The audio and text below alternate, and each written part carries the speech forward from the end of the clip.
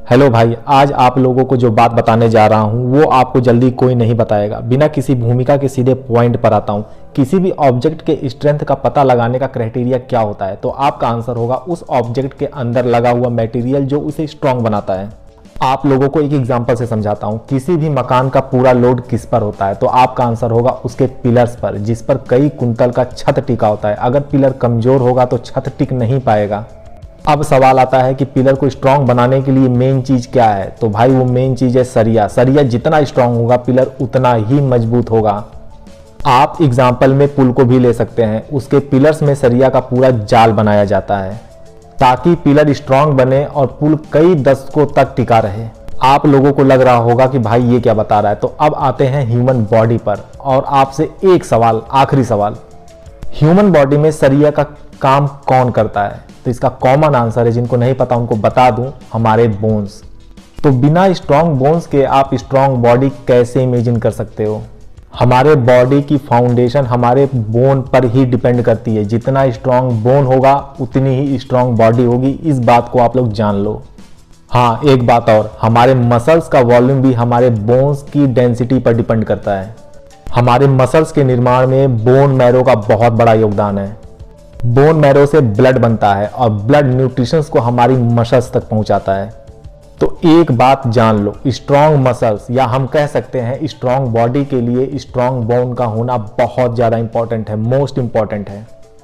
अब आपको एक बात तो समझ में आ गई होगी कि मस्कुलर बॉडी के लिए बोन्स का स्ट्रांग होना बहुत ज़्यादा ज़रूरी है।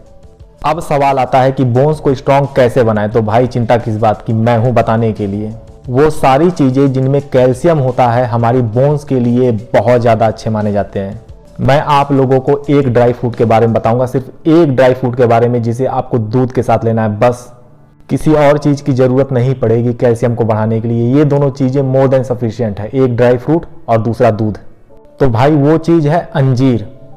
अब सवाल आता है कि इसे लेना कैसे है?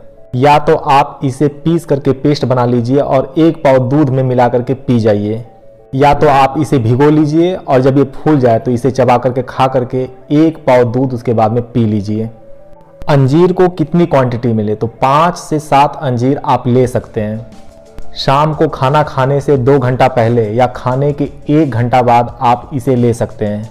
5 से 7 अंजीर और एक पाव दूध आपके डेली कैल्शियम रिक्वायरमेंट का 50 से 60% पूरा कर देते हैं, और जो बाकी की 40 से 50% रिक्वायरमेंट है वो आपकी डेली की डाइट से नॉर्मली हो जाती है।